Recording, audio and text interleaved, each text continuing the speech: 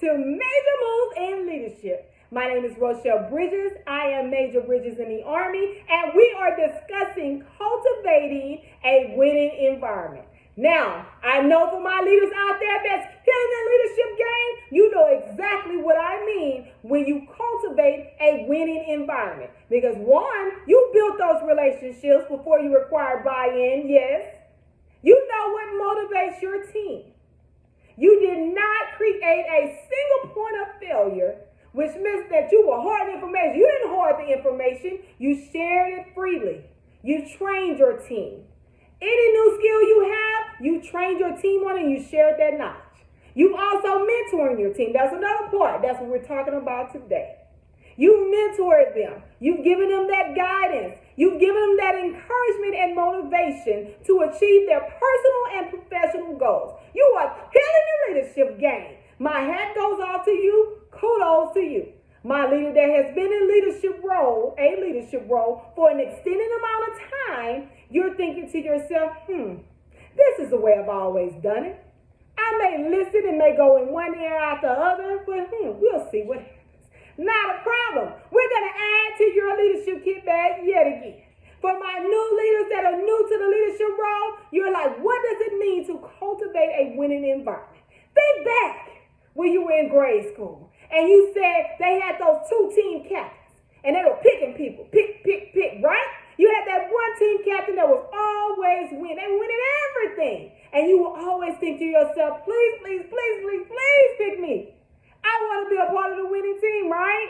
Or you may have been that team member that's always been a part of the winning team, which is fine. You know that feeling. If you're in a leadership role and you know what it means to win, then you can cultivate a winning environment because you know that feeling.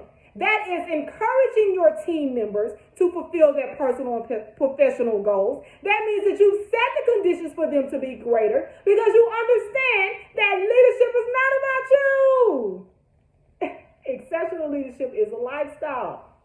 So now that you're encouraging them to reach their personal and professional goals, what else can you do? Well, I'm glad you asked.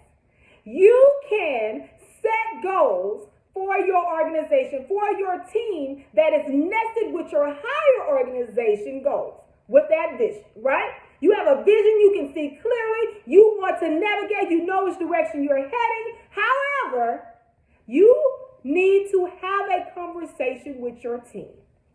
You need to get that buy-in because remember, you built those relationships. You've done that work.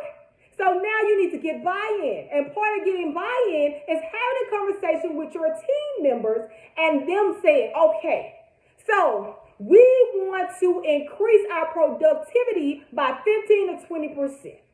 And this is how we're going to do it. And they're all saying, yes, we agree to that. This is what we want to do because that's going to put us ahead. We will be winning if we do that. And so now that's that buy-in, right? Because you had a conversation. You are collaborating with your team. You have a winning state of mind. Now your team has buy-in and they have a winning state of mind. And you are navigating them. How? This is how we're going to get this done. So that they can all win. Because you are setting the conditions for your team to be greater.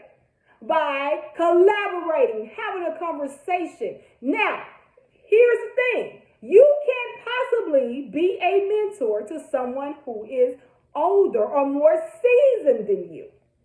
It's possible I'm talking to my new leaders, and I'm also talking to my leaders that are set in their ways. You can be a mentor to someone that is older than you. Because I have learned in my many years of leadership, in organizational leadership, that it does not matter how old you are, your age. God gives wisdom to all ages. But you, as a team member, have to be willing to learn. Now, you can get mentorship as a leader from someone on your team. How about that? What are the odds of that? You have to be willing and open to learning and continuously developing when this person is giving you that wisdom and that knowledge. Do not put a cap on your learning and professional development because you feel that you should know better or you should know more, or that you may be older and why should you listen to someone younger? You are setting yourself up for failure by doing so. Do not put a cap on that because you can learn from anyone at any time. If it's meant for you at that specific time, be open to receive it. As a leader, your job is to cultivate a winning environment by providing all of the different elements that is needed for your team to be great. Because leadership is not about you. Exceptional leadership is a lifestyle. So I am encouraging you to like, love, and share and subscribe. Again, my name is Rochelle Bridges. I am Major Bridges in the Army, and this has been your Major Moves in Leadership. Have a great Leadership Day.